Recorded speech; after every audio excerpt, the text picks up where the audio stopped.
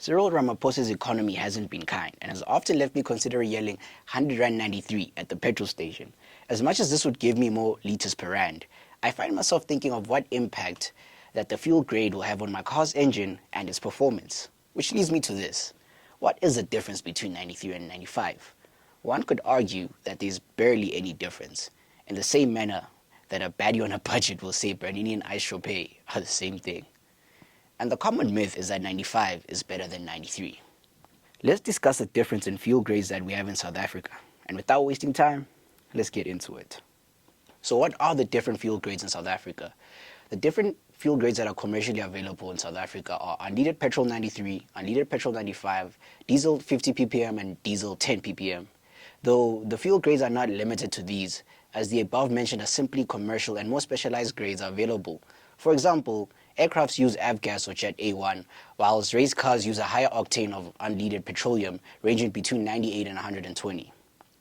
Now for the big debate, what is better, 93 or 95? Think of it as fuel's knock resistance.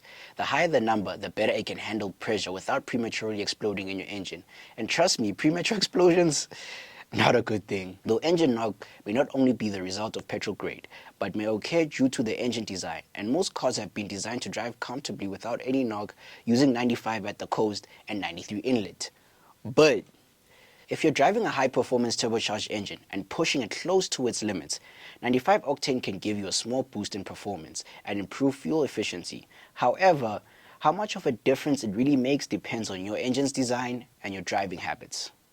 For non-turbocharged engines, there's really no real advantage to using 95 over 93. It's essentially the same fuel, just more expensive. Even for turbocharged cars driven conservatively, 95 won't provide any noticeable benefits. But if you're chasing maximum performance from your turbocharged car, or if the manufacturer specifically recommends 95 octane, then it's worth paying the extra for it. Otherwise, stick to 93 and save your money. Now onto the brandy of fuel, which is diesel, not the jeans that the new money tenderpreneurs wear. Like petrol, there are different grades of diesel that you should be aware of, mainly being diesel 50 ppm and diesel 10 ppm. ppm stands for parts per million of sulfur in diesel fuel. Diesel 50 ppm contains 50 parts per million of sulfur, while diesel 10 ppm contains only 10.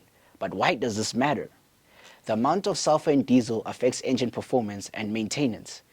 Diesel 10 ppm burns cleaner, but if an engine was designed for high sulfur fuel, it might need additives. The price of petrol in South Africa is regulated by the government and includes various components such as fuel levies and the Road Accident Fund. Disclaimer, don't put 50 ppm diesel in your boyfriend's GTI that skipped 3 services and say Cyrus told you to do it. This video is simply for entertainment purposes and should not serve as consumer advice, and one should always consult with their mechanic or manual. And if you have neither, there's always ChatGPT. From your Minister of Transport, Cyrus, see you in the next one. Signing out.